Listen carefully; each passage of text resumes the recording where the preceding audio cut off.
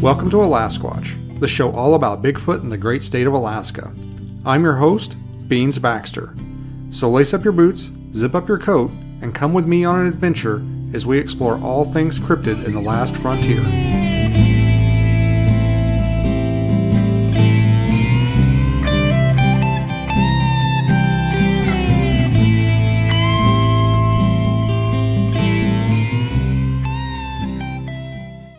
Hey everybody, and welcome to the 2022 Alasquatch Halloween special.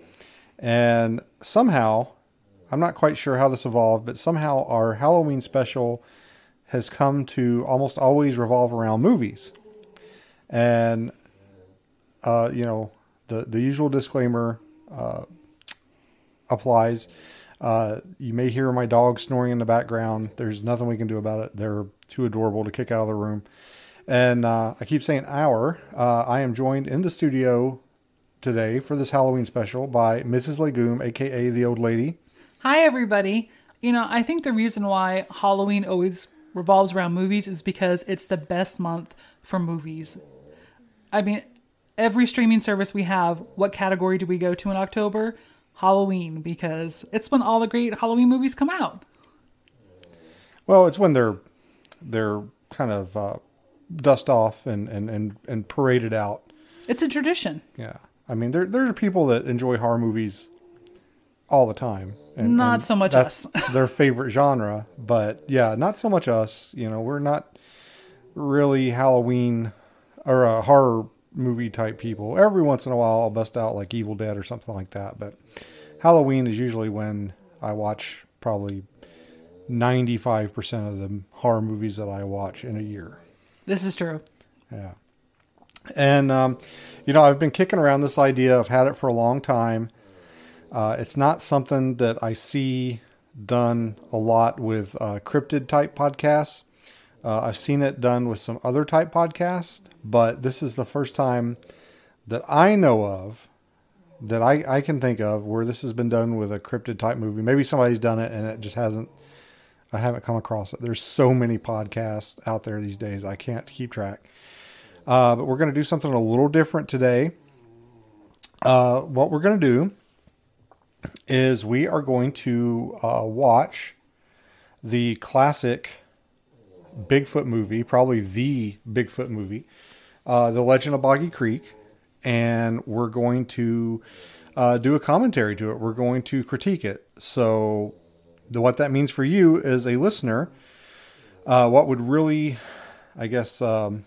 enhance your experience. Yeah, enhance your experience is if you dust off your copy of Boggy Creek or rent it on a streaming service.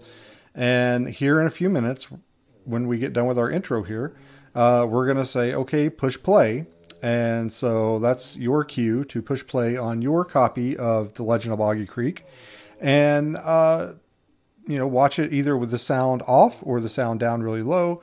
And we will talk about the movie. We're going to talk about what's going on the screen. We're going to talk about our thoughts and impressions. We're going to make some jokes. We're going to, make fun of some of the things in the movie. But also another disclaimer, because this is the world we live in and this is the way things are. We mean absolutely no disrespect. I love this movie. Love it. Grew up with it. It's part of my DNA.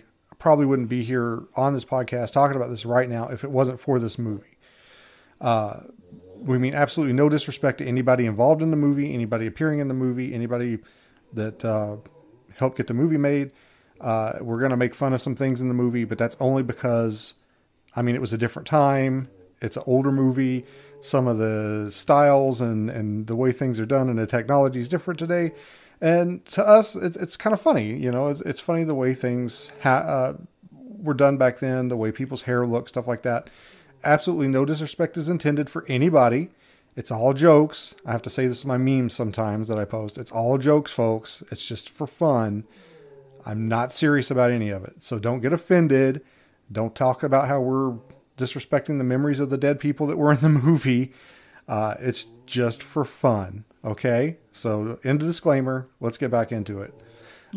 Yeah. Well, I feel like we grew up around Mystery Science Theater, and a huge part of watching these movies when we were younger at least for me, to cope with what I was seeing, is we would joke about it. I remember the first time I watched the movie Grizzly, it was terrifying, and how we could make it through without basically screaming and running away was we would kind of joke about what we were seeing. When a severed arm would go flying across the screen, you'd have to joke about it, because if not, it's really scary when you're a kid. So I think this is at least how I cope with these kind of movies, is I riff on them. Yeah. Well, and 90% of people, probably 98% of people that are going to hear this, they're going to get it.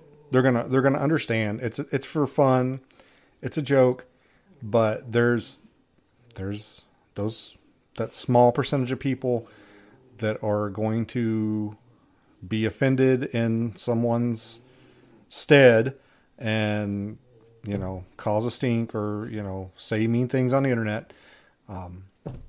So I just felt like I had to make a little disclaimer, being that it is an older movie. A lot of the people that participated in it are probably no longer with us.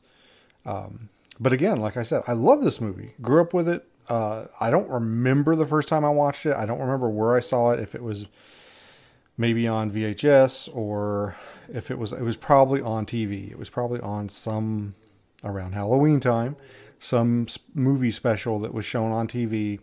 And I sat down and watched it, and I'm sure it probably scared me silly. But again, it's one of the things that's, like I said, it's in my DNA. It planted that seed. It got me started to thinking about Bigfoot and cryptids, and, just, it's part of my Bigfoot heritage, I guess you would say. And it took place in the South, which is where I grew up. So it wasn't, it brought Bigfoot home. It wasn't just something in the Pacific Northwest or in Washington State or up in Canada. It was something that could maybe possibly be around where I lived. And that really endeared me to it. See, I don't remember watching it as a kid, but when we sat down together and you made me watch it for the first time, I put it like that. But I'm always willing to watch the Bigfoot movies, but when we sat down together to watch it, I recognized some of the scenes. So I must have seen it when I was younger, which we watched a lot of movies when we were kids. My parents were really good about recording movies that would come on TV onto VHS so we could watch them again. So I did recognize some of it. So I must have seen it when I was a kid, but I don't particularly recall sitting down and watching it as a kid or it being part of our VHS collection, but I'm sure I've seen it because we watched a lot of movies as kids. Yeah. Yeah. Like I said, I don't remember the first time I saw it. Could have been on VHS. Could have even been on beta if it was ever on beta. Cause I think at one point we did have a beta machine. For those of you that I bet there's somebody listening that doesn't know what a beta is.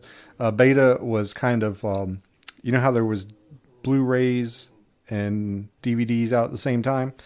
It was Blu-ray and HD DVDs. Remember those? They came out about the same time, and obviously Blu-ray won and everything's Blu-ray now. Well, VHS and Beta came out about the same time, and they were both basically video cassettes. And Beta was actually much smaller than a VHS tape. It was probably about half the size. And for whatever reason, VHS dominated the market. So I think it was one of those things where, you go out, you buy a Beta machine, and then, 6 months later it's obsolete and everything is VHS. And I remember going into the movie stores and they would have VHS and Beta, and they'd have the same movie, in both formats. And if they didn't have it in the format you were just out of luck. You couldn't watch it if they have it on VHS and you had a Beta, or vice versa. I do not remember Betas. Probably because we didn't have it in my house. We only did VHS. But, you're leading this rodeo, but I wasn't sure when you want to get to this point. But I want to make sure in the introduction you talk about the fact that you've actually been to Fouke. Am I saying it right? Yeah. Fouke, Arkansas. Fouke. Let's talk about that falcon monster. Yeah.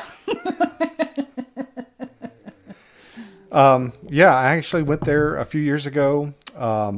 And I thought maybe I'd mention it a little bit, while we're watching the movie and we're showing scenes of the town. But, it's one of the few places that I've actually been to. I kind of made it a point a few years ago to kind of go on like a little Bigfoot tour of the United States. And I was fortunate enough that where I worked, I got sent away a lot for training. I could pick a lot of that training out that I wanted to go to as long as it would benefit, the place I worked at. And so a lot of times I would pick a place, like for instance, when I went to Falk, I actually I was in Dallas and went to a training for a few days. After the training was over, I took a few days off, added a couple of vacation days on to the end of that trip and went to Falk. So I was fortunate enough to get to do stuff like that. I've been to a few other Bigfoot areas and checked it out with very similar tactics. So yeah, been to Falk, spent a few days there, and wouldn't mind going back. Maybe in a cooler month. I can't remember when I went there. It was like May or something, and it was already like really hot. Yeah, it looks like it'd be quite a hot place during the movie. Although everyone is dressed quite warmly, I think. Although I guess the impression is it's supposed to be fall or maybe even winter, but I did look it up on IMDb. There's not really a lot of info on it, but the description was it's a 1972 docu-style drama about the Falk monster. So that's about all IMDb will give you about the movie. Well, it was made on an extremely low budget. Charles Pierce, the director, I believe he didn't write the movie, but he came up with the idea to make the movie. And I believe he hired somebody to write it. But he made it for about $160,000, and it's made millions, I guess, after the fact. After it was released, it was hugely popular. It became one of the first really popular drive-in horror movie style movies, and just it really made a big splash into the scene. And you saw a lot of movies that came after it kind of almost try to emulate it. And it's a classic. It's probably one of the, you can't talk about Bigfoot movies without talking about Legend of Boggy Creek. And I want to make a mention, in case it matters to you at home, we are watching, this is the Blu-ray disc version of Boggy Creek. It just came out here a couple of years ago. I believe Charlie Pierce's daughter had it remastered and put on Blu-ray, and I picked that up. I believe it's at legendofboggycreek.com is where I got it. This particular version I have, it actually came with both the DVD and a Blu-ray version. I don't think there's not really any special features on the disc other, I think, maybe than the trailer. I think that's about it. Now that I'm thinking about it, man, they should have done like a commentary track with his daughter or something. That would have been. I think there is a commentary track on it, but I think so. But I don't think it's anybody. It might just be one of the producers. I'm trying to remember what we saw, but it comes with subtitles. I recommend watching it with subtitles because some of the terminology they use is different. And it can be hard to understand sometimes what people are saying, especially some of the audio is a little quieter. So the subtitles can kind of help you hear people a little better, I think, too. So I recommend it with subtitles. Yeah. And I actually was looking at the back of the Blu-ray here. There's a quote. It says, there would have been no Blair Witch without Legend of Boggy Creek. A wonder of true independent filmmaking. It still packs a punch. And that's a quote by Eduardo Sanchez, who is the director of one of my other favorite Bigfoot movies, Exists. Oh, I love that movie. So, and we're going to have to do that for that movie, maybe next Halloween or maybe later on. That's one of the movies we watch every Halloween is Exists. That one actually, it really scares me. Yeah.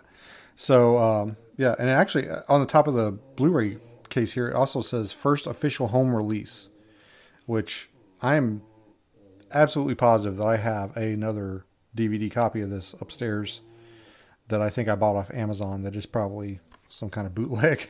It must not be for home release. Yeah.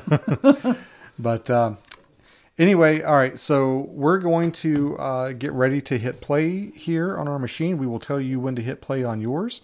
And I think we're about ready to get started. Oh, I did want to mention before we get started, if you enjoy this movie like we do, you really need to pick up The Beast of Boggy Creek, The True Story of the Falcon Monster by Lyle Blackburn. I believe that's available on his website and on Amazon. Some of the information that I will mention during this commentary was picked up out of this book, out of Lyle's book. So it talks about a bunch of sightings in the area, the history of the area. Unbeknownst to me, until I read this book, I didn't realize that the sightings in the area around Falk went back to the early 1900s. So this is not something that just started happening in the 60s and 70s. This was something that was ongoing for a long time in that area. But that book is chock full of information, and a few of the facts that I talk about during our commentary actually came out of Lyle Blackburn's book. All right. So we've got the not the trailer. What is that thing called? The menu up. Yep.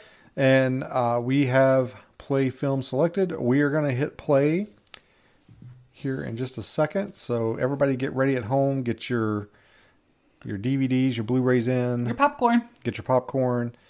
Get your sound turned lower or off. Put your subtitles on if that's your thing. And we are getting ready to hit play in a 5, 4, 3, 2, 1.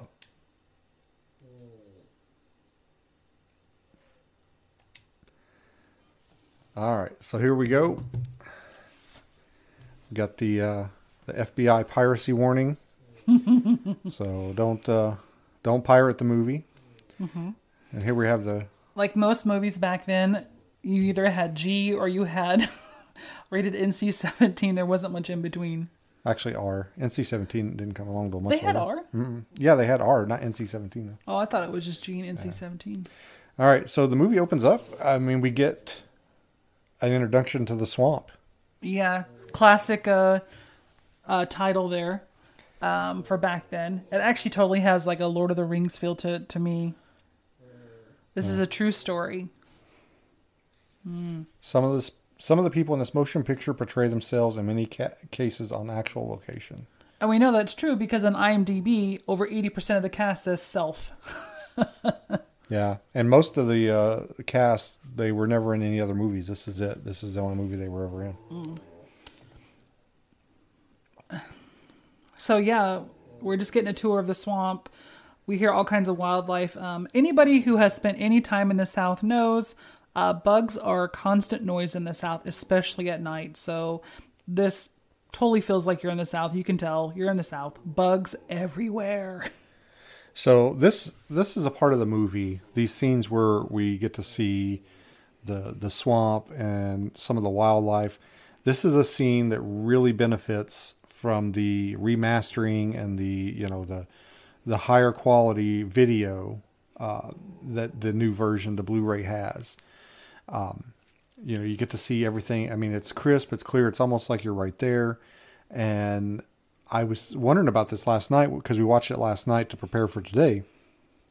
And I was wondering about this last night if maybe some of this footage wasn't like stock footage. Like it was just footage that they had laying around somewhere and just put it in here. But apparently not. Apparently this is actual footage that they shot. Charlie Pierce and those guys shot going out with Smokey Crabtree in his little boat. Smokey would take them out and they would float around in the Mercer Bayou down there and get this footage. So that is information I actually got out of Lyle's book. So there's all kinds of critters floating around out there. There's beavers and snakes and frogs, and it's very primordial. Yeah. Yeah, I don't really have much of an interest in the swamp like that. I don't like not being able to see what's under the water. Yeah. I never really noticed it because I've seen this movie, dozens of times probably. And I kind of, watching it yesterday, and I kind of felt like this went on a little bit too long. Okay, I get it. We're in the swamp. There's creatures. Did you get the feeling that maybe this went on a little bit? Yeah, I mean, I think what they were trying to do is they were probably trying to pad it a little bit, but it definitely sets up the fact that this is a very rural area.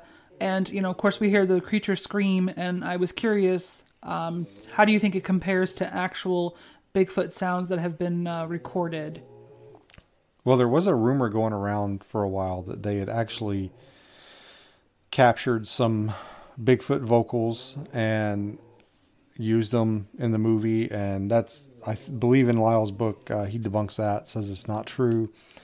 But as far as how it compares to like actual suspected Bigfoot vocals, I mean it's similar in that it sounds like a large creature vocalizing and bellowing and screaming, but it's definitely got kind of a artificial like reverb sound to it that I don't think is natural.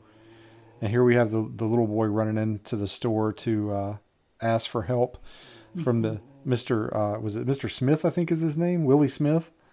I just love the fact that the old classic Coke machine, the Pennzoil oil cans, all the guys are wearing hats. They're sitting around talking about hunting. It's true classic Americana. Yeah. Well, what do you think Mr. Smith there, I think he'd be about the last person I'd probably ask for any help, because he looks like he's 80 years old. I think the only thing he could probably catch is a cold. But I also like this part where they're talking about the hairy creature that's being seen. The boy has been sent by his mother to find help.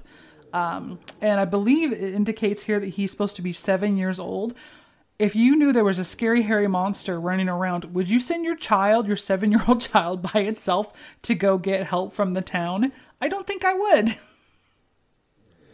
Yeah, I think, well, apparently, according to Lyle, this is based on an actual, like, account. Like, somebody really did that. Somebody sent their kid into town to get help. I guess back then they didn't really think about the fact that it probably wasn't safe. Yeah, well, not everybody had phones or vehicles, and she probably figured that, he was fast enough that he could get to town and back. And, she's probably got other kids in the house, and she's like, if I drag all these kids out of here, we'll never get there in time, or we'll never get there back before dark. Well, they made that boy run a lot. I mean, look how much running he's done. Like they've asked a lot out of him. he has a lot of energy, that's for sure. Oh, I was 7 years old when I heard his scream. And that's a pretty famous line in the movie. In fact, I think it's on the back of the DVD, isn't it? Where he says, "It scared me then and it scares me now." Yep. Yeah. Yep. Yeah. And this intro here showing the town, the narration by the little boy as an adult, it reminds me so much of the movie Silver Bullet, which we watched a lot as kids. We probably shouldn't have. It's a terrifying movie, but it has the exact same feel to it. Definitely setting up, I think, a horror movie here. Yeah. Well, this movie was unique because, it was scary. It had some horror elements to it, but it also was kind of a documentary. It was like a docudrama horror movie. And I don't know if that sort of thing had been done prior to this, but I know it was done a lot after this. It kind of started a genre in that respect. I mean, 1972, I can't really think of anything before this that would be the same style, a docudrama. I think even after this, there's been some probably, but I think actually docudrama has only been popular in the last 10 years. Yeah, well, I know documentaries are pretty popular now, and they like to dramatize them and make them, a little bit more exciting. But it really, it's almost it just works the way they mashed it all together. But yeah, it's kind of a documentary / horror movie / almost research, because he's interviewing witnesses, they're talking to people, and here we get our introduction to Falk. It looks like it kind of reminds me of when I went there. It's almost still laid out that way, kind of with A that. lot of towns in the South look exactly like this. Yeah. I mean, you can take the people, the location, and just copy and paste, and so many parts of the South look like this still today. Although he does say where he's talking about how it has several stores, a gas station, and I believe he says hotel in here at one point. Yeah, motel. There is not a motel there now. I don't believe so, because I had to stay in Texarkana when I went there. I love all the names in this as well. And yeah, it starts off where we're going to meet this hunter, and I think there's another hunter. So everyone's getting ready to go hunting. Oh, there's a crabtree. That's one of the names that gets mentioned a lot. Do you think he grows crabtrees? No.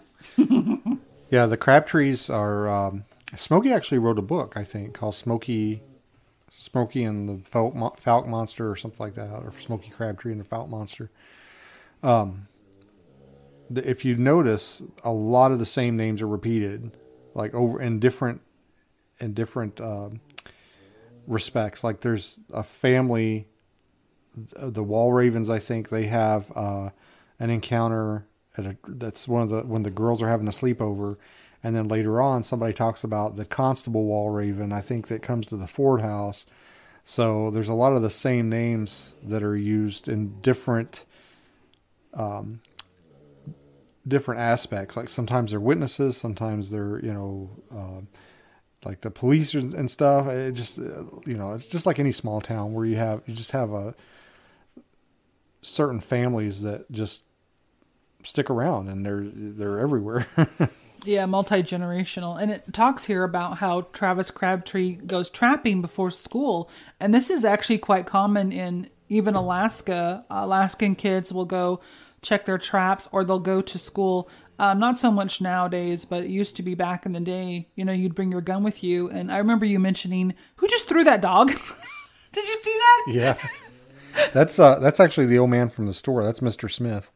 And then look at that. He just points and just starts firing his gun. They asked this guy, they're like, hey, we need you to reenact this. Just start firing. Do you think they gave him blanks? I bet those are real bullets. Probably. But yeah, like we were saying, back in the day, deer hunting season, all the kids would take their rifles with them in the back of their trucks because you might see a deer on the way to school or after school.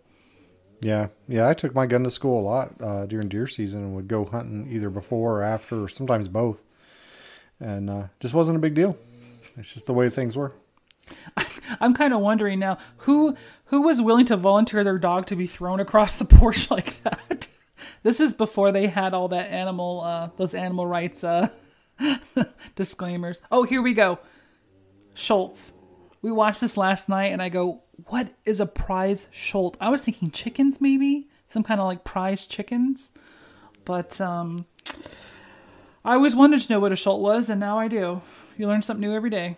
Yeah. They're hogs. I thought they were probably cows or something when he first said shoat, but apparently they're pigs. And this is, I think all these are based on real events. Apparently this gentleman did have some hogs that weighed almost 100 pounds. He had them killed. They were killed, and then something drugged them away from where he left the bodies.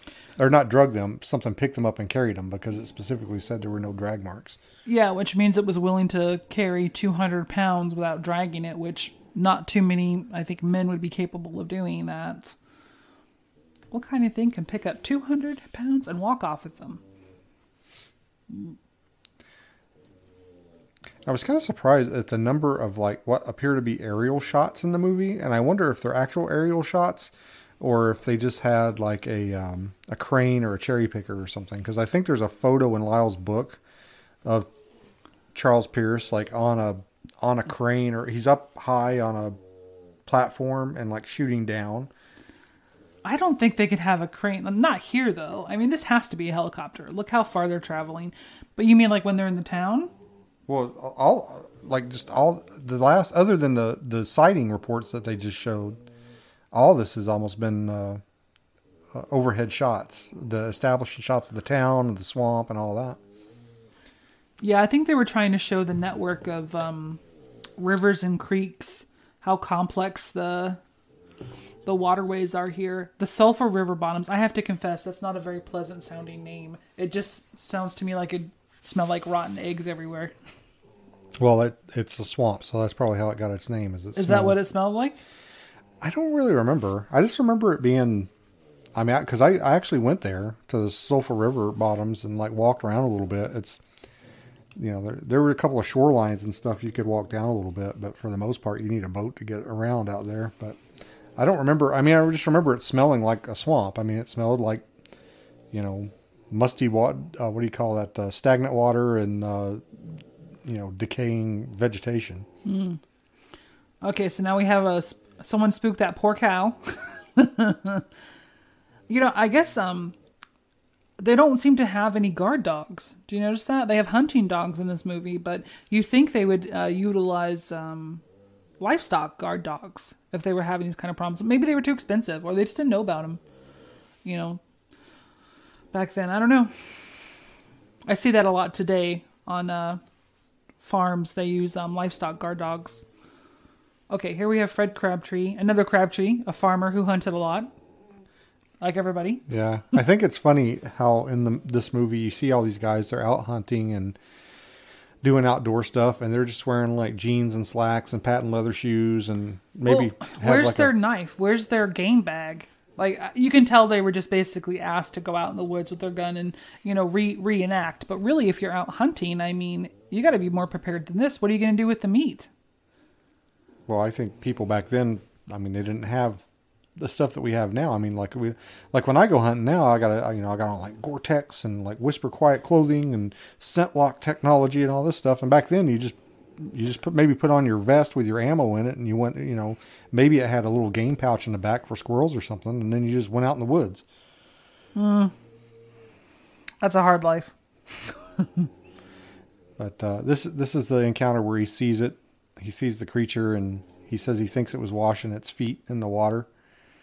Oh yeah, and it says here he thought it might be a man, so he didn't shoot it, which, you know, I think actually probably is quite common among hunters who might possibly see something that might be Bigfoot out in the woods. Is they're not going to take a shot because you don't know. It could be a man in a suit. Yeah. And then here's the sighting with James Crabtree, again out hunting in like slacks, and he does have his hunting vest on though. They all definitely have a consistent look, though. I mean, squirrel hunting is not complicated. You don't really need much to go squirrel hunting.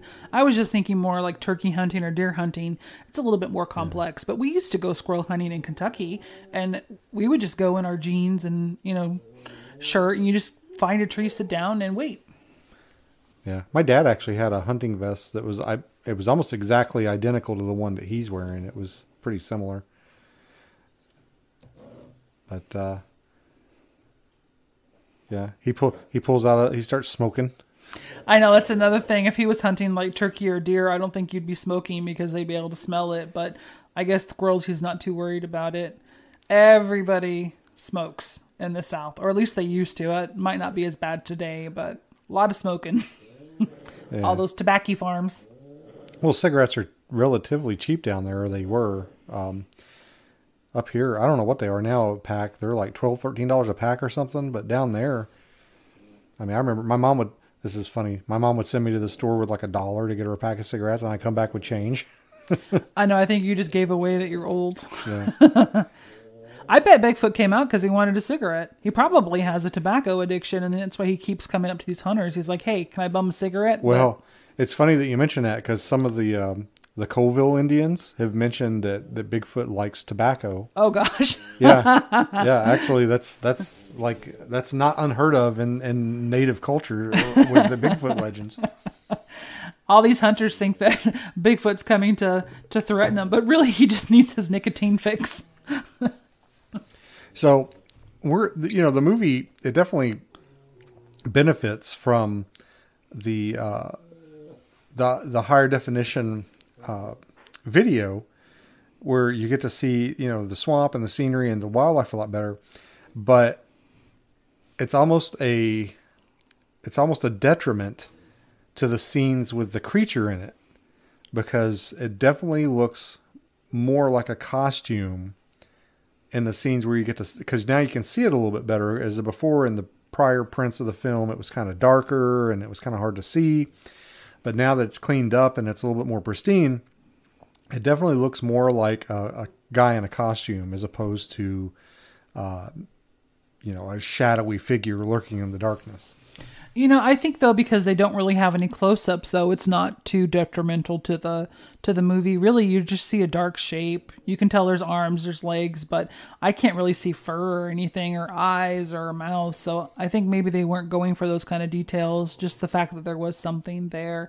And here we have, she's pulling water from a well, which tells me they don't have running water. They probably don't have indoor plumbing, which I'm sure would be quite common back then, especially in such a small place. This doesn't surprise me at all. Oh,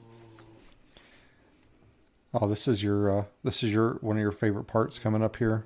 Oh yeah. So this is based on an actual account, but I guess it was dramatized a little bit for the film. I can't remember the names of the people involved here. Well, this is Mary Beth, it said. Yeah. Everyone has very Southern names in this movie, which, I mean, is to be expected. It is the South. Oh, there goes the cigarette burn. You see the cigarette burn? Yeah, that's classic right there. You don't see that anymore. There's another one here in a second. Get ready to change the reel. Man, a lot of scenes. There's a lot of setup shots and a lot of like B-roll. Yeah. Because she just walked in the house and now we get like 30 seconds or something of just like them showing the tree line or the fence line. And now she said, it looks like, so this, we had different reactions to this because I'm seeing it sitting here. She's like looking at a book. I'm thinking she's probably studying for school or something. It says she's a student and her older sister and the baby are visiting. And then her sister's in the other room with the baby laying in the bed. And she's like, get in here and put a sheet over the window so the baby doesn't get cold. And I'm like, it's your baby. You put the damn sheet up. I'm like studying for school. Well, I'm surprised she didn't put the sheet up before she laid down and went to bed. But maybe she's worried the baby's going to fall out of the bed if she gets up. I don't know. Yeah. One of my favorite parts, though, is this is one of the first times we hear a woman talk. And boy, is there that Southern twang. What I wanted her to say is when she's like, get in here and put this sheet up for the baby. I want her to say something like, I don't know nothing about birthing no babies. So this is my favorite part. So the cat meows and she gets up immediately. She's like, oh, kitty, kitty. And she gets up and she's all caring about the cat. And her sister's like, the baby's going to catch a cold. And she's all, screw that baby. All I care about is this cat. Who cares about your baby? So she goes in to put the sheet over the window finally. Well, she sits down. She doesn't even do it. She sits back down back again. down. She's completely forgotten about that freaking baby. Did you notice the fire too? How blue the flames are? Do you think the fire's really going? I don't think it is. I wondered about that. I wondered if that was an actual fire or if that was like an effect. I mean, that is a blue ass flame, which means it's burning super hot. I don't think that's real. Yeah. And why would you have a fire there? I mean, it's so hot already. Although, according to her, there's a draft. Well, now the fire looks... Maybe it's either... I don't know. I don't know either. Okay, here we go. So she's going to put the sheet up and she's going to look... Of course, she's going to look out the window before she puts the sheet up. Total horror movie setup here. Yeah. Now, I don't know about you, but what... Do you think maybe it's moonlight or something? Because... if they don't have indoor plumbing, they probably don't have electricity. So how can she even see anything outside? It must not be that dark yet. I don't know. Maybe it was just getting to be dark. She's not sure what she sees. She's squinting her eyes. Oh, here's the screen.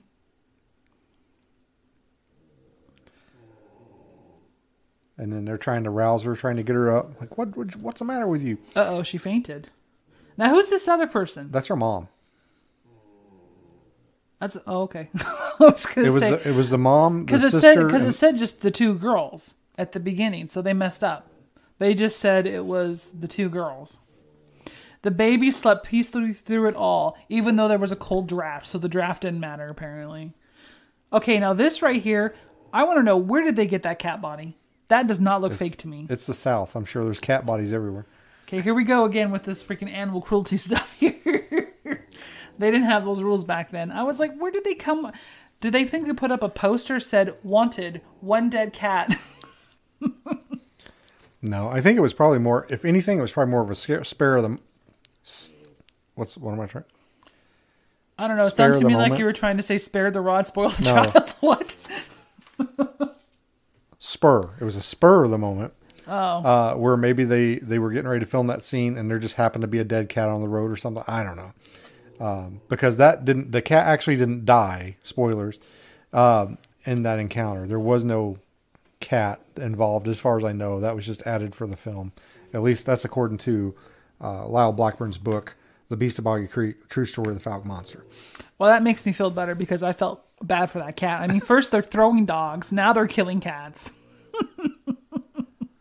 Who knows what they did to that beaver back at the beginning? I don't think they did anything to the beaver. I'm sure he's fine. He's probably still out there to the day. I don't know. like Jeremiah Johnson. Some folks say he's still out there. Yeah. Okay, we're whittling wood. That's a pastime. You know, I asked my dad one time to teach me how to carve wood, to whittle. To whittle the wood? Yeah, and he said, what you do is you take you a block of wood, and if you want to carve like a horse or a cow, you just whittle away everything that doesn't look like a horse. Your dad was a wise man. He was. A smart ass, but a wise man. Okay, well, at least he remembered his hunter orange vests.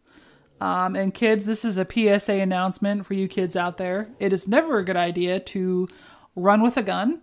And it's also never a good idea, even if you don't have a gun, to run in the woods. Because that's how you trip and impale yourself. You'll put your eye out. You'll totally put your eye out. Yep. Don't run in the woods.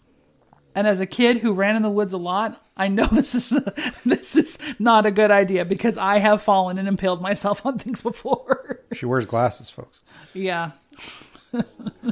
So he hears dogs barking, and I guess he assumes they're chasing a deer, and he runs out into the woods because he wants to shoot the deer. It's illogical, but I'm not sure how accurate this is, like if this really happened or not, or if it's just fluff. I believe it's, according to the book, I believe it is based on a true encounter. Although I think, I believe this might be a integration of two separate encounters, because there was an encounter where a young boy that was out hunting shot at the creature. Mm-hmm. Okay, it knocks him over. So either it's the shock or the caliber of the weapon that knocked him down. I'm not sure which. I like his hat, though. It's a pretty cool hat. It's like a cavalry hat almost. Okay, you can't have a scary movie without a woman or a kid tripping.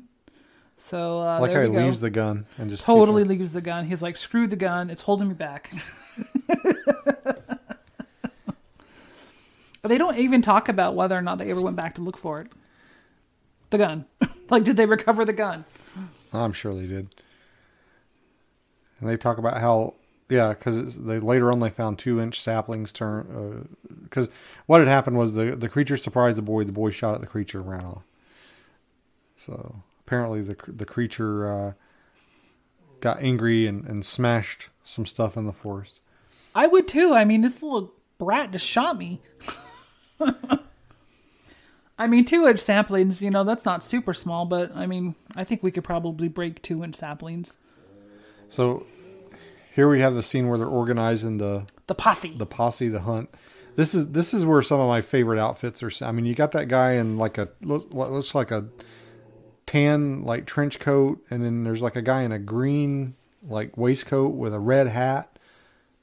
There's a guy in green pants. Yeah, not much gun discipline going on too much. I mean, I'm sure they're just not thinking about it. I like how all the dogs is just ropes.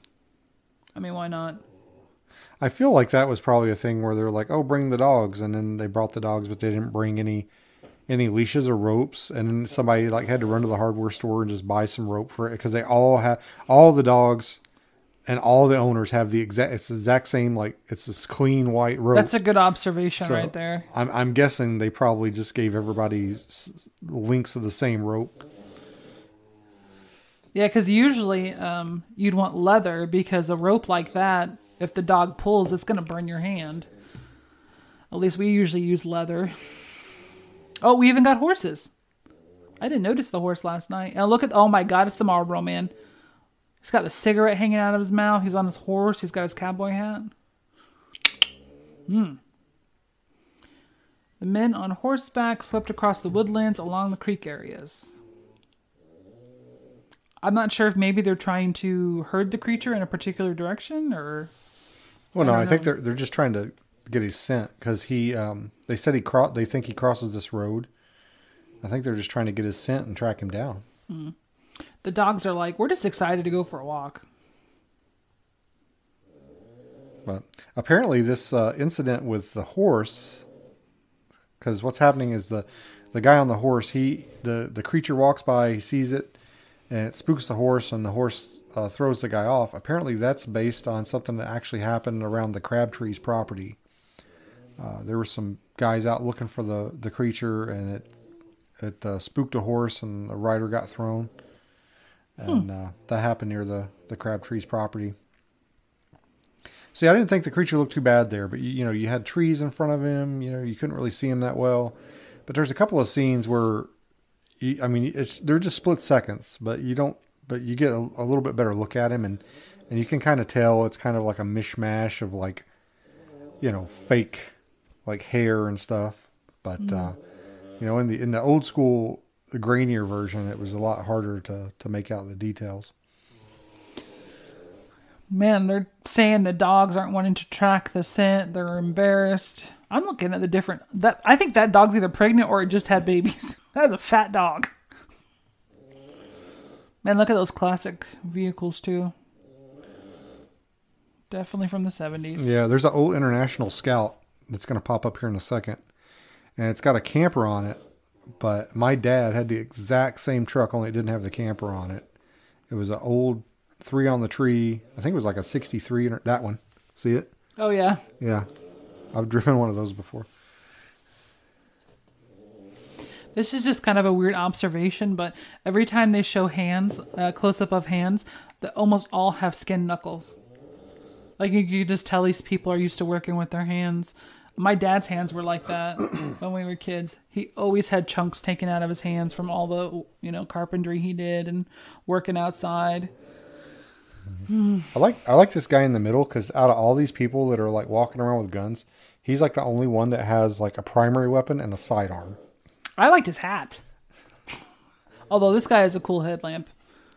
His hat has a light on it. The one in the middle kind of looked like a deer stalker hat, like Sherlock Holmes. No, that's a welding hat. This looks a lot like Kentucky. A lot of similarities.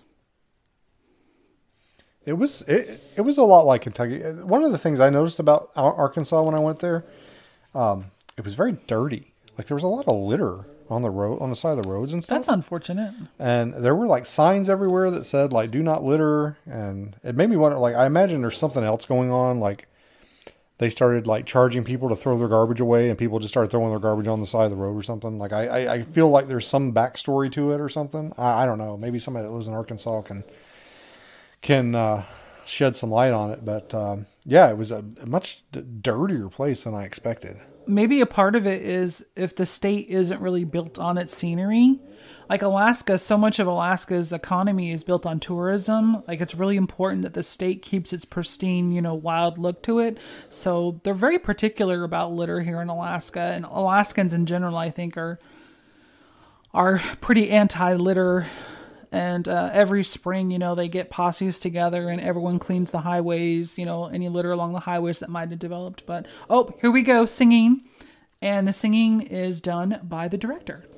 Yeah, in my opinion, this is the weakest part of the film because it seems like there's actually like 2 songs. One where they talk about like how awesome the swamp is and how lonely the monster is.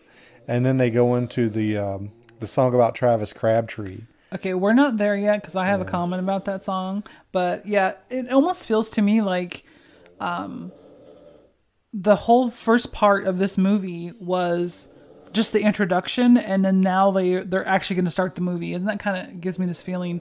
But the singing, there's that beaver again. The singing also reminds me I told of you it was okay. the old Lord of the Rings and Hobbit cartoons from when I was a kid. They sing the introductions and stuff like that. But it does kind of interrupt the flow of the movie. I'm like, why is he singing here? Although maybe it's supposed to be about like how sad, because the creature's lonely, which I think is also kind of weird how they assume there's only one creature and he must be lonely. Like, why would you make that assumption? Yeah, I was going to bring that up. What do you think about their assumption that there's only one of these things? It's illogical. I mean, why would there only be one? And I'm not really sure how big this place is, but if you have multiple sightings at different places, I would assume there is more than one. Yeah, well, I have a comment about that on one of the later incidents. But yeah, I think, it's just it was a weird assumption for them to make. And I'm not sure that necessarily that the people, the witnesses made that assumption, or if that was something that the filmmakers, kind of, brought up. But, because Charlie Pierce, I keep calling him Charlie Pierce. Charles Pierce, actually the former mayor of the borough that we live in right now in Alaska, his name was Charlie Pierce. So it's stuck in your head. Yeah. But Charles Pierce, he wasn't a Bigfoot guy. I mean, he was a very talented gentleman, kind of he did a lot of different things, but he was only interested in Bigfoot basically for the filmmaking aspect of it. He wasn't into Bigfoot. He didn't really care. In fact, when asked if he believed in the Fouke monster or not, he made a comment along the lines of like, well, I don't know if it's real or not, but it's sure going to make a good movie. So yeah, he not into Bigfoot, just into the concept of it, I guess, for the sake of the film. So now we have more wildlife shots. We got to see a bee. That was new. And here we have a hawk. I believe that's a hawk. Just floating around. Here's some waterfowl. We're watching Mutual of Omaha. Okay, I think this might be Travis Crabtree. Yeah, so this picks up. The monster hasn't been seen. After they hunted the monster, apparently it disappeared for a little while.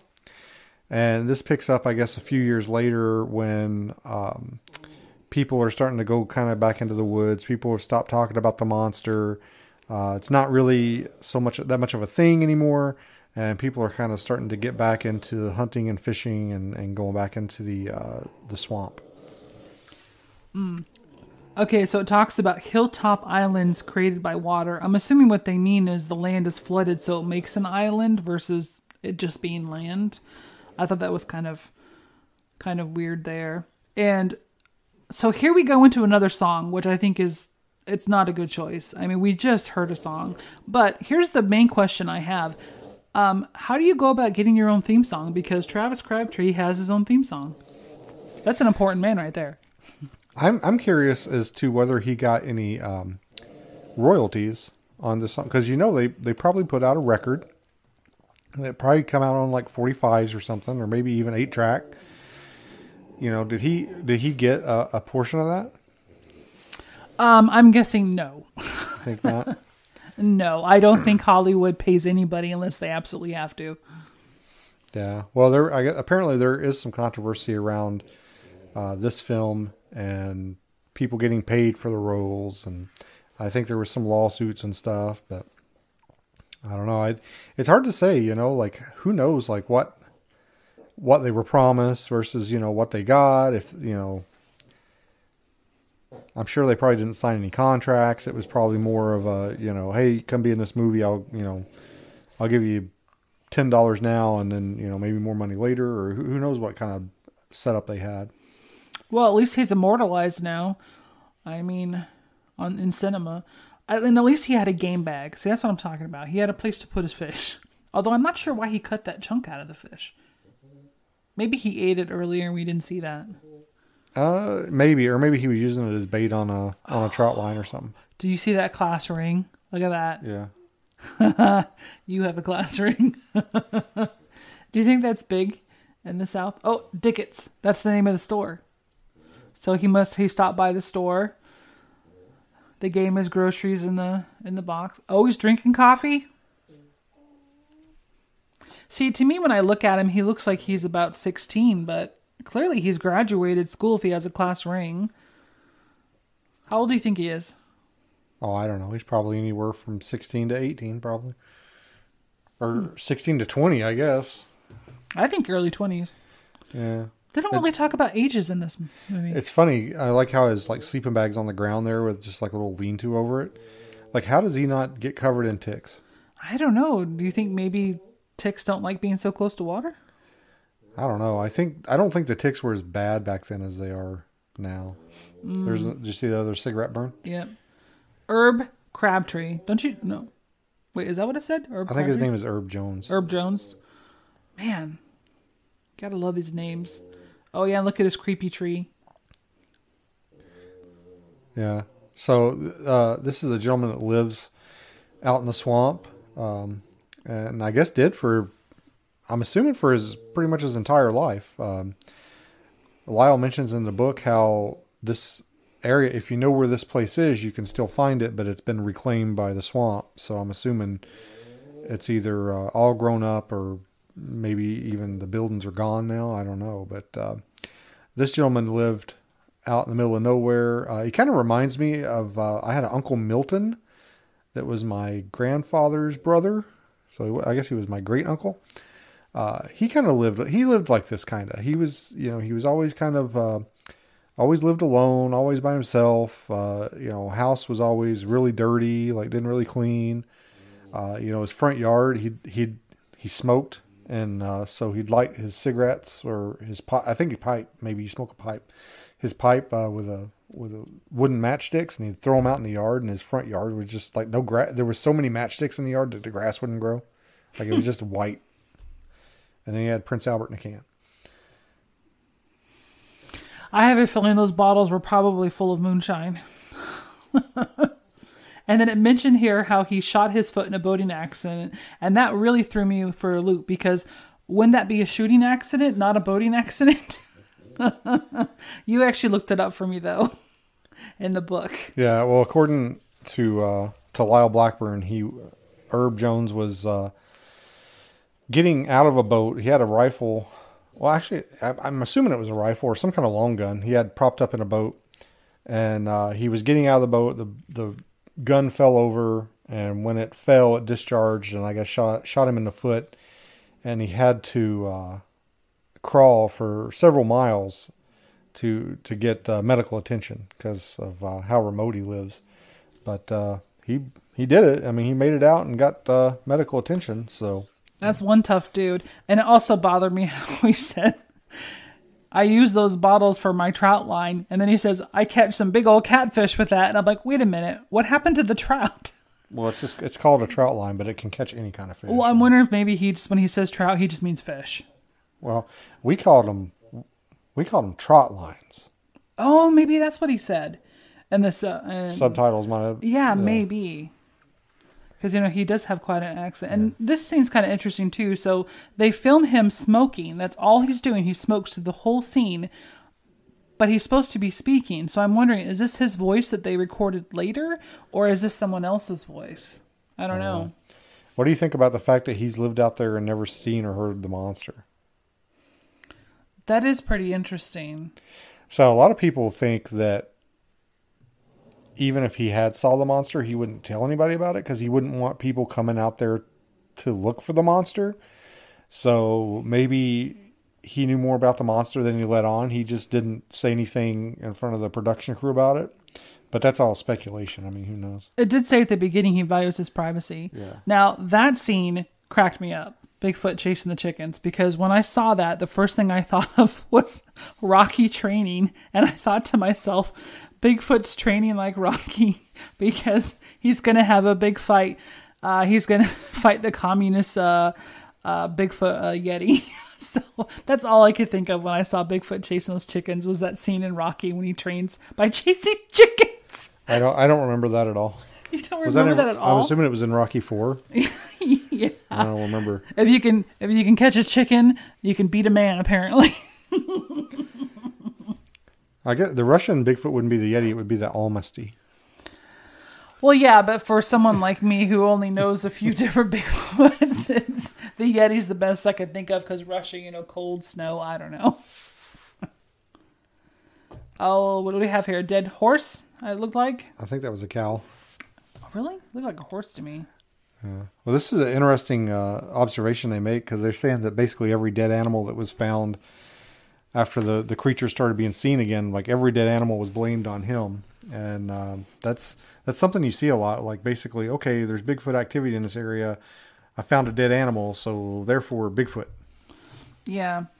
And it says they found this track in the bean field. I wonder how they were able to find a track in all that. I mean, that ground is not very easily to spot a print. And then it also made me wonder, have there been any other prints besides in Falca, Arkansas that has 3 toes? I don't know. I think most people that are familiar with the case, I think kind of dismiss the three-toed tracks. I think that although there's no explanation for them, I think most grounded researchers believe that the three-toed tracks were probably a hoax. I don't remember if Lyle's ever came out and said that or if he's just kind of alluded to it. Maybe it's possible it had 5 toes, but all the weight wasn't on that one. I mean, it's possible. It's just the print only had 3 toes, but it actually had 5 toes. Only 3 of them came out. Yeah, it's kind of weird. I don't know. I don't know what to think about it. And, people say like, oh, well, maybe it's because of inbreeding or whatever, but inbreeding actually is more likely to lead to extra digits, not less digits. Or clubbed feet. Plus, I don't think inbreeding is common in wild creatures. I mean, isn't it pretty much only found in Homo sapiens? No, it's definitely possible in other animals. But I don't think it happens often. If it does, it's so infrequent. It doesn't seem to affect genetics of animals like it does in people. Well, what it is if you only have like a small area, if like there's a population of animals that are trapped in a small area, they're probably going to inbreed just because like they have no other options. But they've actually found recently that creatures can survive in fewer numbers than they originally thought, because they used to say like, oh well, you need a population of at least X amount of animals to prevent inbreeding, and now they've kind of scaled back those numbers a little bit to say that, well, no, they can survive in fewer numbers and not have a negative impact from inbreeding, basically until they get into like a population spiral where they're just like they have no other choice, and then that's when you see like a lot of the negative effects from inbreeding come through. Those are in unique situations though, where an area, I don't think nature usually makes mistakes. So you're using the word trapped. I think traditionally inbreeding isn't an issue in wild animals unless there's circumstances they can't control. But although if Bigfoot's supposed to be an intelligent bipedal primate, I mean, perhaps it would be willing to inbreed like humans did at certain points in history. So, interesting fact, they keep mentioning the fact that he always follows the creeks, which is actually something that a lot of modern researchers have kind of come to discover and hypothesize is that, it seems like a lot of times these small creeks and offshoots from larger bodies of water will be the location of activity and sightings.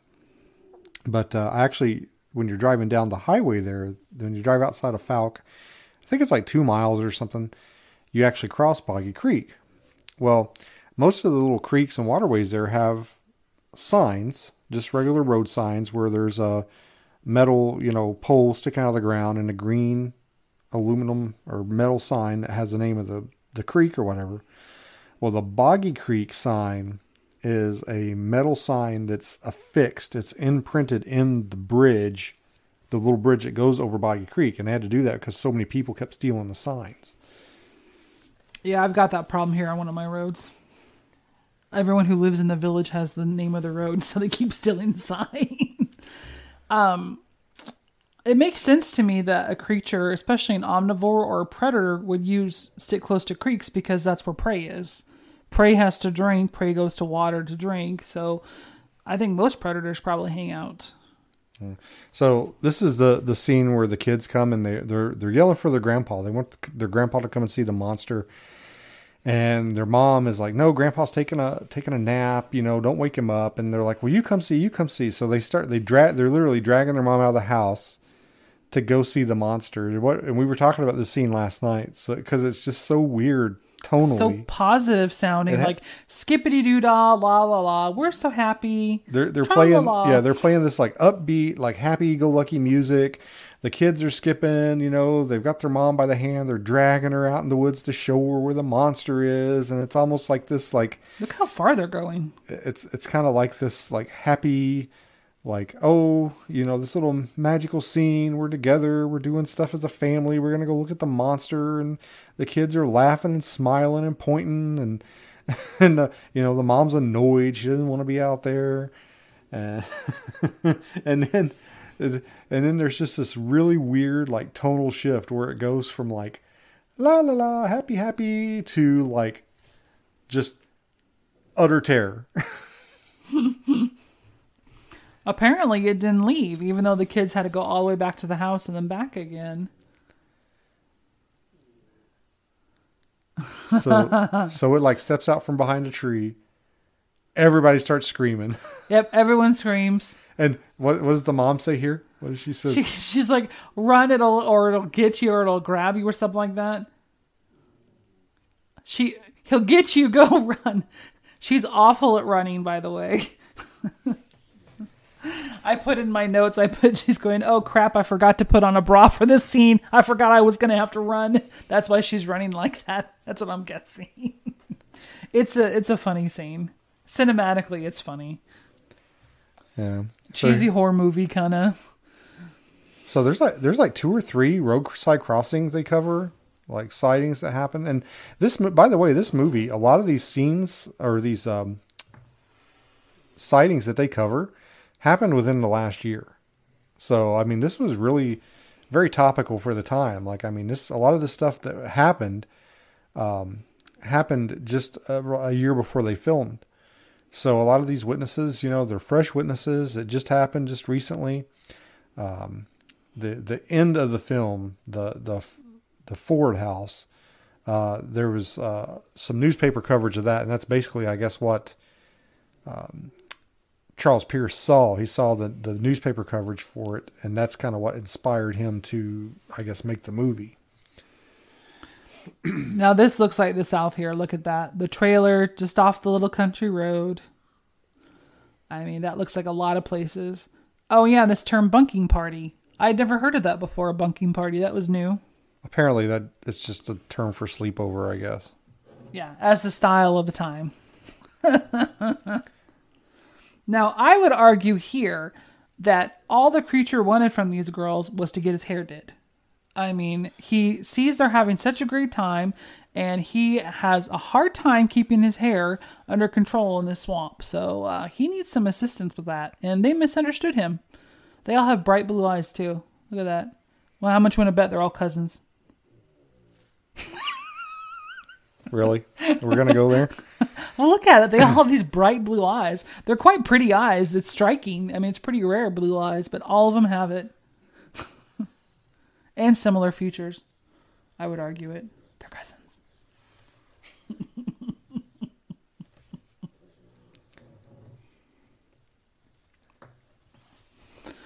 Let's all have a Coke. Now that one kind of surprised me because I thought in the South they all called it pop.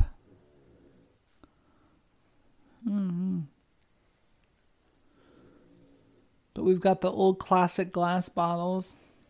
Not twist off. Look at that. I think she should get that mole checked out.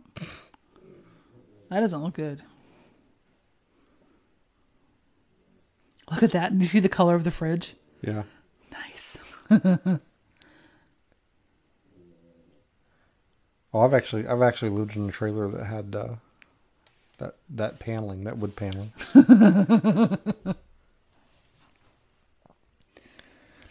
So apparently they all have boyfriends, but the boyfriends all went to the game in Texarkana. If I had to guess, I'm going to guess football game. Okay, here we have the close-up of the eyes, and they're all looking around. Now we're going back to more classical horror movie film. Oh, the lamp has the plastic on it. Yep. Look at that. That's familiar. So they're hearing something outside the trailer. It sounds like, I think, breathing or shuffling around. And now they're screaming. They're telling the girl that lives there to get the gun. And they're lucky they didn't shoot some. They're lucky they didn't shoot their freaking hair curlers off, because they don't seem to know what they're doing. And then in typical, the guns are as far away from the bullets as possible, and then they can't get it loaded. But even if they managed to get it loaded, I think they would have themselves a boating accident like that other guy did. Why does everybody around here walk with a limp? A lot of boating accidents with guns.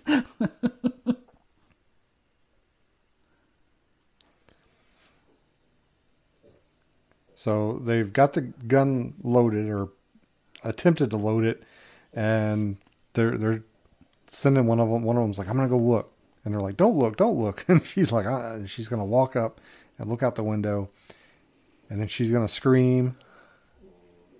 A lot of people looking out windows and screaming. Yeah, doesn't she know? You never look. And this is one of the first times they did a still scene like that. I think that's the first time this has happened, where they did the still scene. It's freeze frame. Oh, okay. Is that what that's called? Yeah.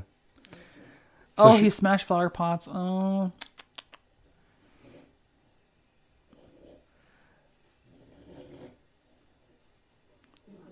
And here we're making another assumption. He must be lonely and frustrated.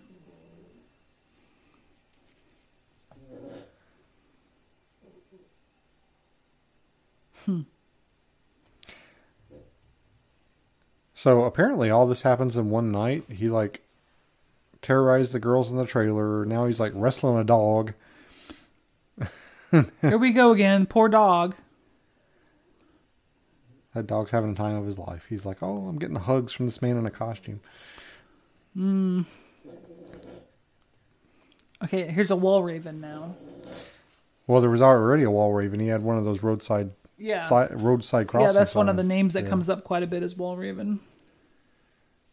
This is the guy that got his dogs killed. That he had tied up outside. Oh yeah, this part. I had my 2 good dogs tied up right there behind the house. And I was like, okay, where do you keep your bad dogs in? If that's where you keep your good dogs, where are the bad dogs? And if you have a good dogs, why would you keep them outside? Why wouldn't you keep them inside?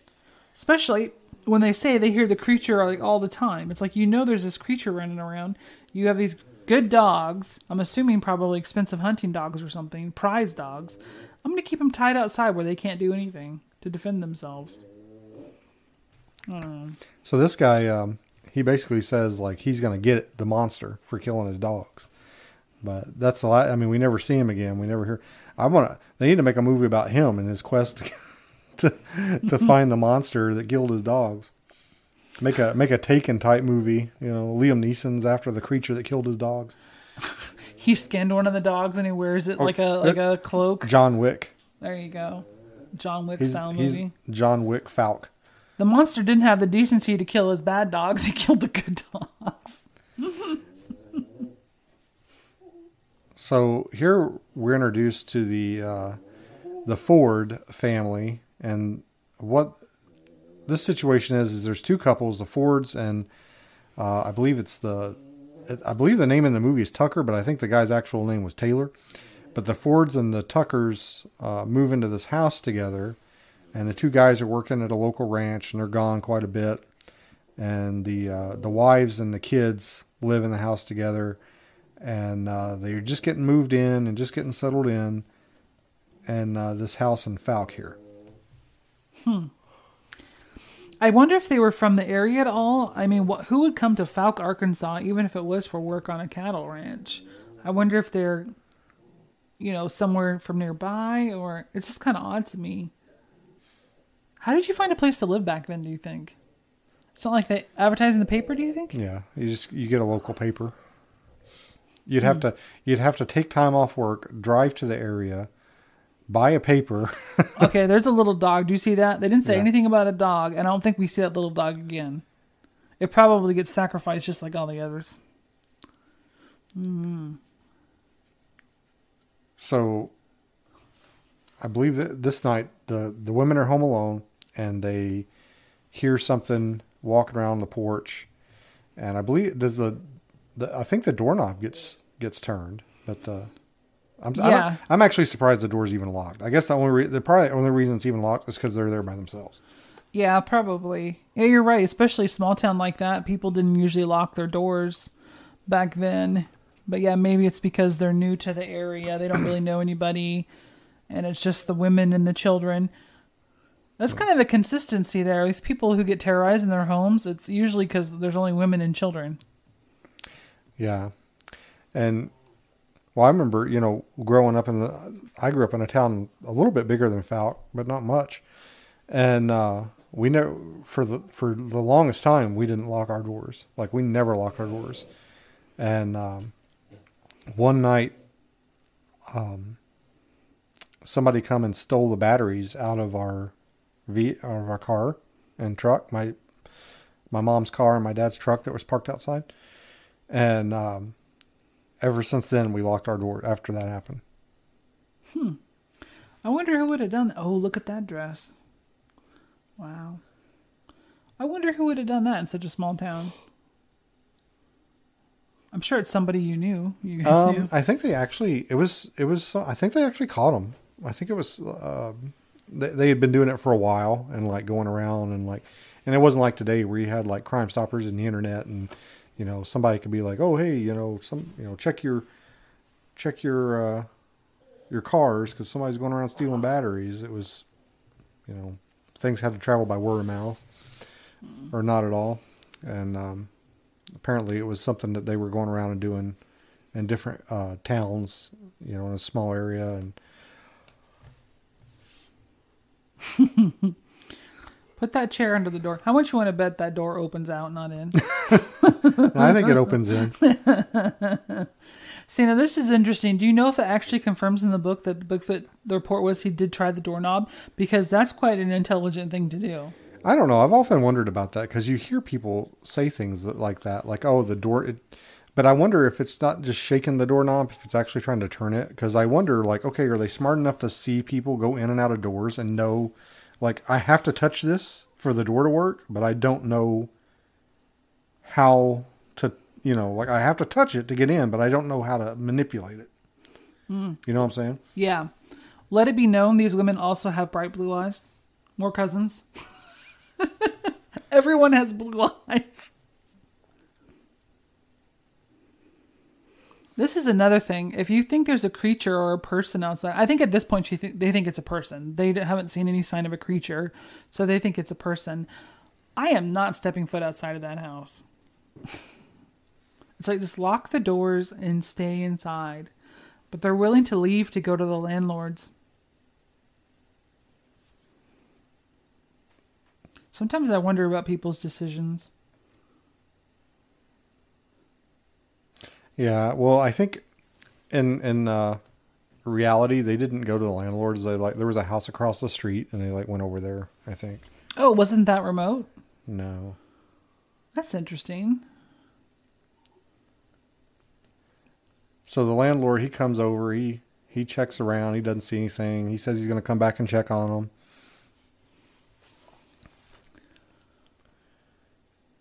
He says, "Are you sure you don't want to come back to my place?"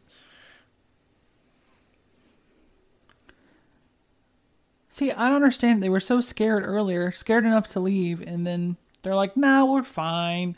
We'll just go back in. It's fine that you didn't find anything." It's like, it doesn't make any sense to me. I'd be like, yes, I want you to stay till they're freaking come back. Apparently, they don't have any kind of weapons. They're married to the only two guys that don't hunt in this movie. Yeah. Well, I was just... He's got a pistol in his pants. I was just thinking, you were asking like where they probably came from. I'm guessing they probably came from Texas. So they get some visitors, like their cousin and nephew or somebody comes to visit, like a older guy that's probably in his 20s and a kid that's probably in his 12, 13, something like that. Now, for those of you who don't know, supper means the evening meal. Dinner is lunchtime in the South. But for me, a Northerner, dinner is the evening meal. We don't use the term supper for really anything. That kind of threw me for the loop when I was in the South with you. And people would ask about dinner, and I'm like, what about lunch? They meant lunch. So they're going off to fish in the creek behind the house. And I guess they actually did find a track. I don't think it mentions in the movie it's a 3-toed track, like the ones in the bean field. I don't know, like in actuality, like in reality, I don't know what kind of track they found, if it was a 5-toed one or not. But from what I understand, they actually didn't go fishing. Like they went back there to go fishing and they found the track and it creeped them out and they went back to the house. Like they never actually went fishing. Okay, so this is a vicious lie then that the fishing isn't good there at Falk. This is anti-propaganda promoting a Falk there. But you notice what kind of pole he had? The cane pole. Yeah, those old cane poles like that. Look at that. We had one for a long time. It was just like a backup pole, though. We never really used it. But I remember having a cane pole.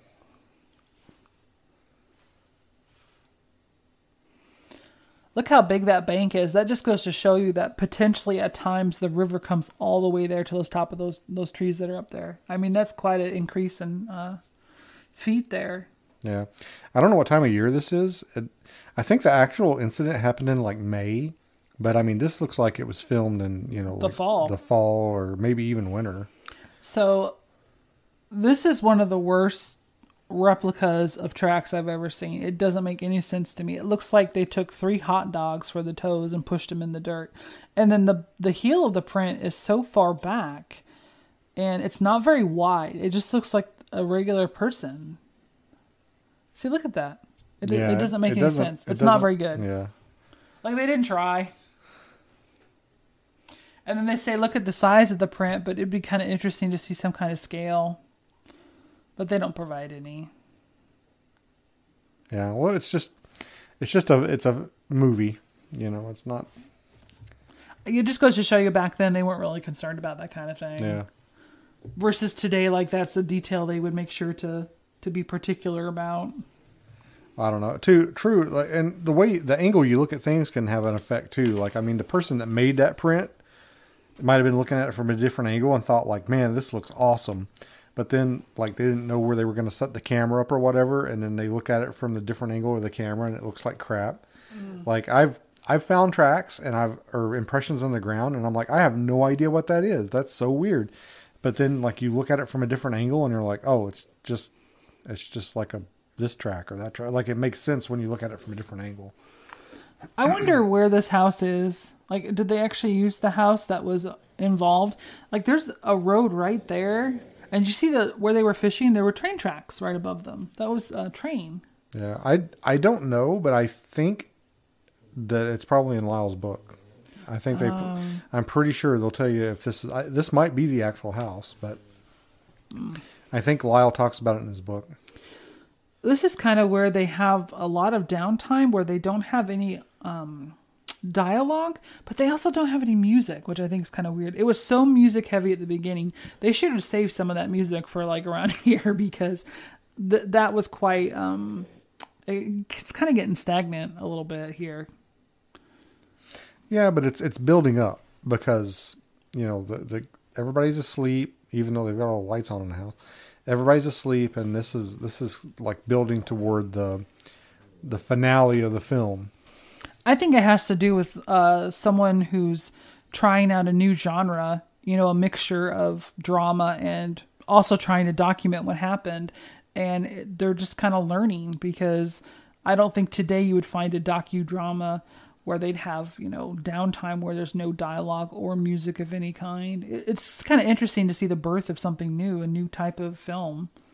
Yeah, well, remember I said I thought the intro ran a little long, and then they've got the musical interludes, and then you're saying they've got kind of like this downtime where nothing's really going on.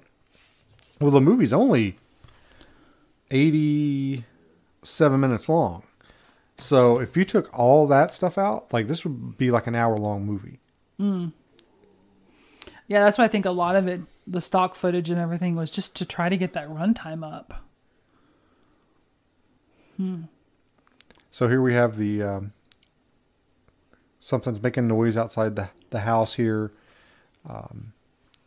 They're waking up. They're what's that noise? What do you think that is?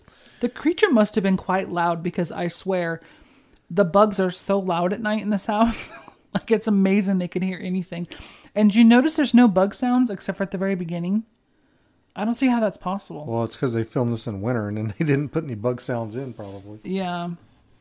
So if they I wonder if they filmed in winter on purpose then, so they wouldn't have all those bug sounds. I don't know. Interfering with what they were trying to do. That would make sense.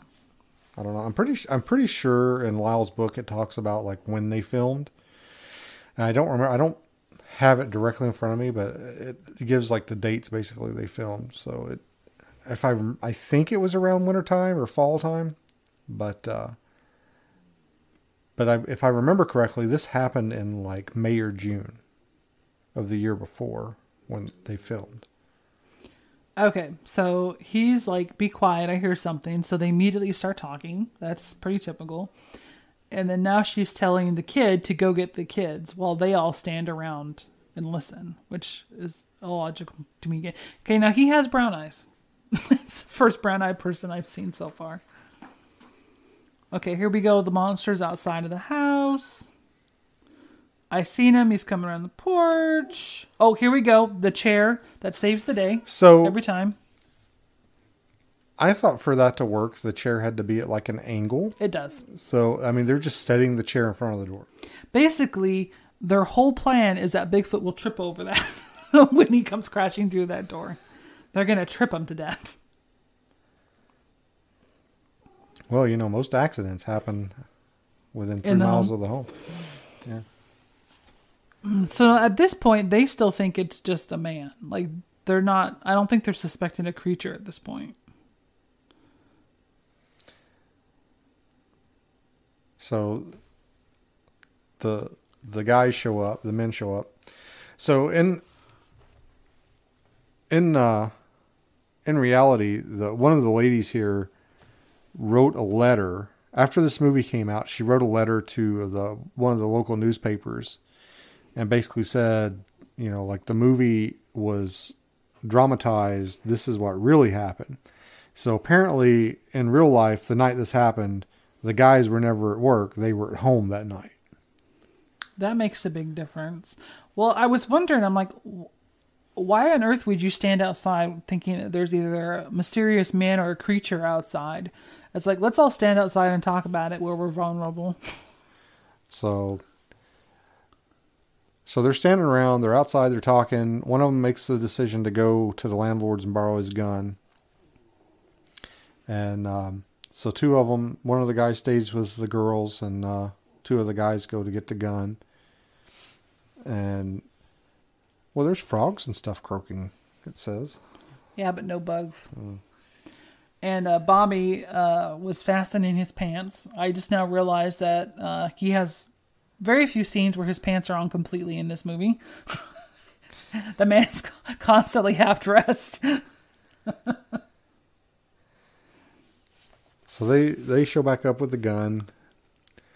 They're gonna and that's something like they show up. They've got the gun and they just go in the house. Like, that door didn't even latch. You could see light between the. You would think they would go look around a little bit. They're like, okay, we got the gun. Let's check the perimeter or something. But so they're getting ready to go to bed again. They're all kind of sitting around, and this is when it reaches through the window. It's like, ooh, I like that fabric. He likes the couch. This was a really creepy scene, and it seems like it's kind of it's going after him. Was his name Fred? His name was Bobby. Bobby, and it's because he keeps running around with his pants down. No, that would scare the crap out of me if I was on a couch like that and something reached through. I mean, it's amazing he didn't crap himself, to be honest. That would be terrifying. It definitely seems like it's escalating into more of a classic horror movie. People in a house, creatures outside. It's terrorizing them. So it's definitely got that vibe. They're shining a light out in the woods. They see something. They're going to fire some shots at it. They do give out some warnings. You know, they're like, hey, say something or I'm going to shoot you. They don't just start blindly firing into the woods. So. Yeah. So he's got peer pressure. He's being told to shoot. Shoot him. Shoot him. And then from the house, the women and children are all screaming. So, yeah, everyone knows their roles. So, you know, I was listening to Lyle give a presentation about this. And I just got hit with this freaking, like, realization. And I actually talked to him about it. And he was like, I could tell he was kind of like, huh, you're right.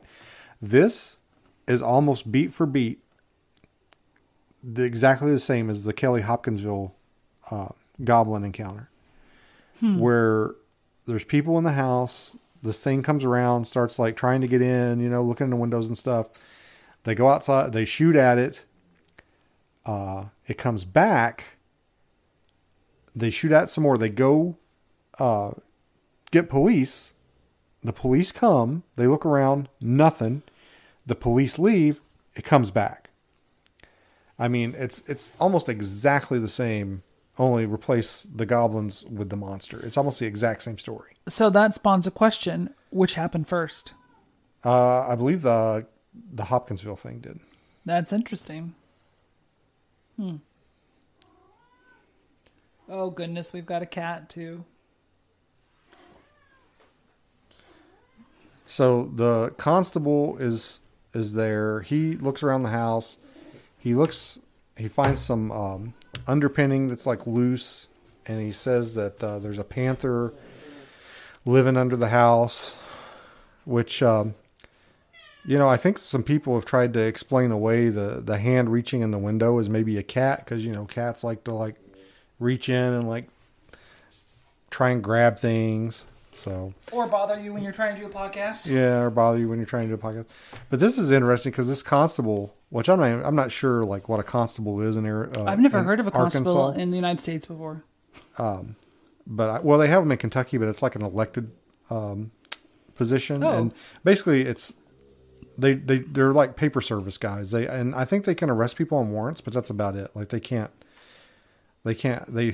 arrest people otherwise. Like they have to have like a warrant, or, you know, I think they serve papers, kind of like a court service officer here.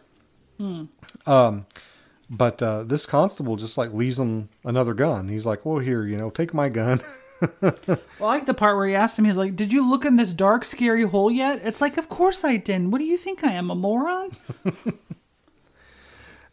So now they've got the two guns. Everybody's settled it. Now this scene is terrifying because Bobby goes in to use the bathroom. He sits on the toilet. The pants come off. The pants come down, and through the window comes an arm.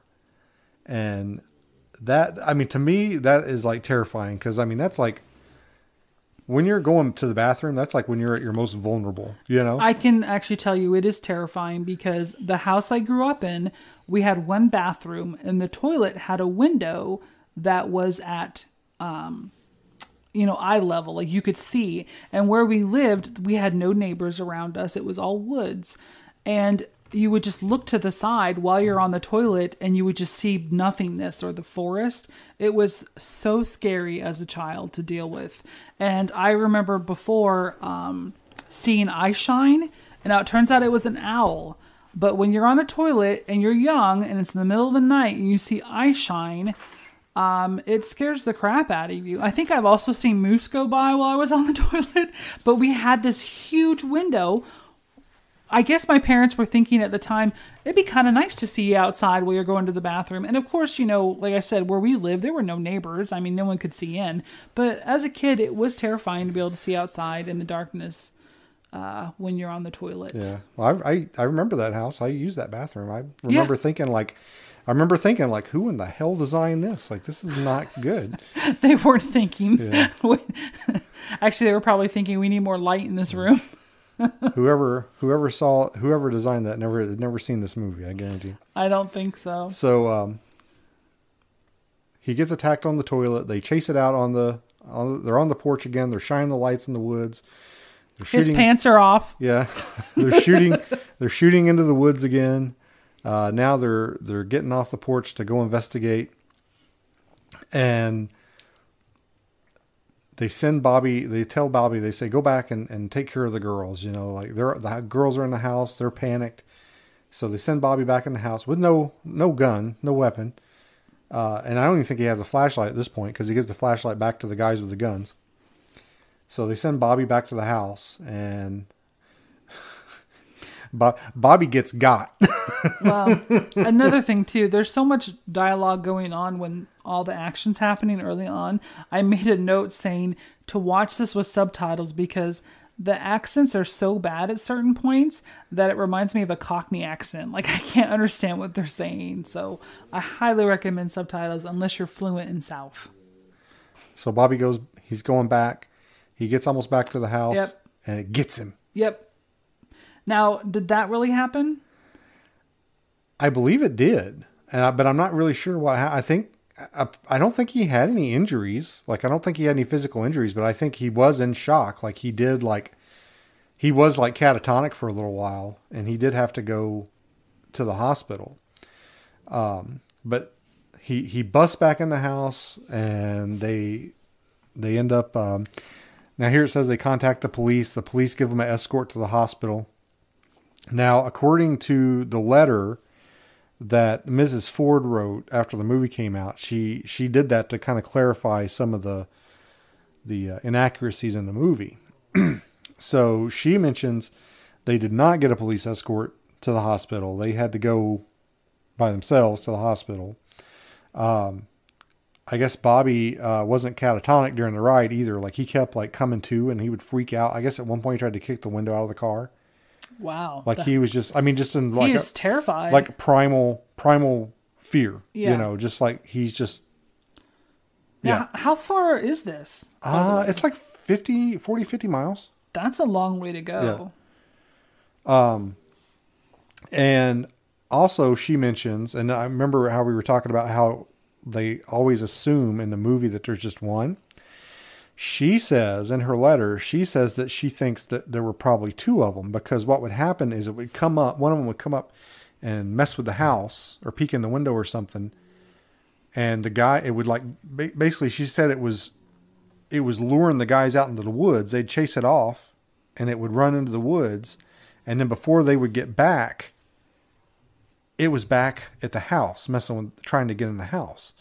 So she says it was either really, really fast or there were more than one. And they were like, it was like one would distract the guys and get them to chase it.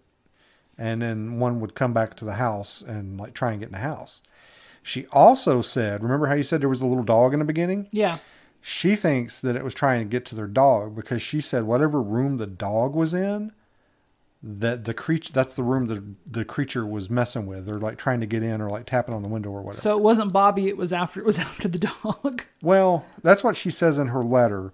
However, I wonder, like, was the dog in the room with one of the girls or one of the kids? You know, was it not just the dog? Was there somebody else in the room?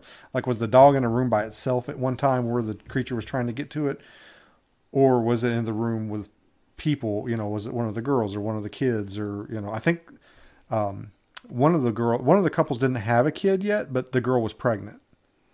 Oh, that's interesting, because it specifically said they both had kids. Yeah, they didn't have kids when they moved in, but the one of the couples was pregnant with a kid. So that's a big difference. Was the girl, or was the dog in the room with the pregnant woman? You know, like, I want to know how she came up with that hypothesis that it was after the dog. Did it ever, like, you know, was the dog ever in a room by itself and it was trying to get into the dog? I don't know. But this is the final scene of the movie. This is where the narrator, he comes back to his childhood home. He's kind of walking around. He's lamenting about how he wishes he could hear it one more time. I don't think I would. Yeah. Yeah.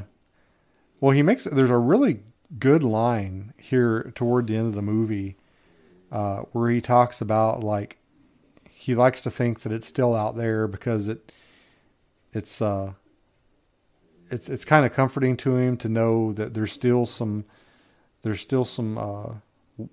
wilderness left, and there's still some mystery out there that are unsolved. There's a little bit of mystery to the world, and that was really for this movie. I thought that was pretty poignant. Yeah, my first thought when I heard that was, oh, he should just come to Alaska. We've got that steel here. We've got plenty of what he wants. Yeah. And then so, we're here at our parting shot. Bugs. Yeah, our parting shot, the last shot where we get to see the wilderness and the sunset, and they play the vocalizations. I wonder where they got it from. I recognize some of the sounds when the creature's wrestling. It's a bear noise that I've heard in like old movies with bears in them, like Grizzly and stuff like that. But I wonder where they got the scream, like what they used for it. And of course, it ends on the song that Charles Pierce sings about 1/3 into the movie. Yeah. All right. Well, I think I'm going to take a look at my notes and see. I don't think I missed anything that I really wanted. I think I hit all the notes I wanted to talk about. Yeah, I think as someone who only dabbles into, the cryptids and didn't really grow up with this movie like you did, I think it's one of those movies where everyone should see at least once. And take it for what it is, for the times, and appreciate it for the fact that it was kind of starting a new genre, a docudrama. Yeah. Yeah, I think probably if you've got kids and you show it to them today, I don't think they'd probably be that crazy about it. But back then, when I grew up and, we just didn't have these kind of movies. And of course it wasn't easy to find them either. The first credit says Chuck Pierce, Jim as a boy. I bet that's the director's son. Yeah. Or, do you think that picked up on the microphone? Probably. That's Bubbles partying. I hope it got picked up. Yeah, we'll see. That's funny. But yeah, a lot Art Jones is himself. Yeah, a lot of himselfs. That's the guy who shot himself in a boating accident. Yeah. Flo Pierce. I wonder if that's Charlie Pierce's wife or somebody. Oh, maybe. I don't know. Bessie Smith. I think she was one of the older ladies. So it might be his mom or something. The Ford incident. I'm sure back then a lot of people probably helped out their families like that. It says their name was Turner, but their name was actually Tyler. See, Constable Walraven himself. Huh. Yeah. A lot of the same names over and over again. Or same last names. But yeah. Anyway, that's the Legend of Boggy Creek. I hope you guys enjoyed our commentary. If you did, I think I'd definitely like to do it again. Definitely on a different movie. I think I want to do Exists.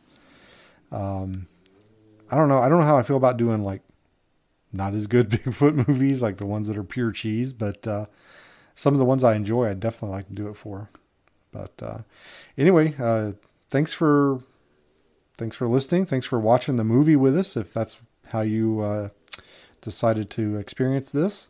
And if you enjoyed it, let us know, because we definitely like to do more of these. I definitely had a good time with it.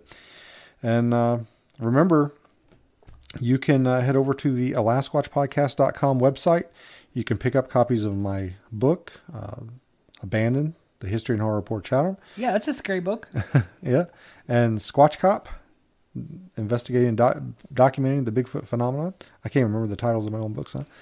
And you can pick up autographed copies there. Or if you're not too worried about getting them autographed, you can pick them up on Amazon.com and get free shipping on them. And just take a look at the website, the Last Squatch Podcast website. We've got some other little knickknacks and cool little things on there. Magnet stickers. What else have we got on there? Oh, we've got T-shirts and pins And I'm trying to think what else we might have. Shot glasses. Oh, we try to, offer a variety, something we think you'll enjoy. And every bit, contributes to you continuing, your field research, And of course, check out your new series on YouTube of your trip in Washington and Canada. Yeah, that's true. The next episode's going to be dropping here in a couple of days on Friday. I believe that would be the 28th. So I'm not sure how many parts it's going to be. It kind of depends on just how the editing comes along. I think I might combine a couple of days, or I might make one section, like one video. I'm still in the process of editing it, but there's going to be some interesting stuff coming out with that. Had some interesting things happen on the trip, and got some of it captured on audio and some of it on video. But yeah, there's going to be some cool stuff on there. Got some witness interviews and found some cool things, and just documented the heck out of my trip. So those videos are going to be dropping every Friday on YouTube for a while.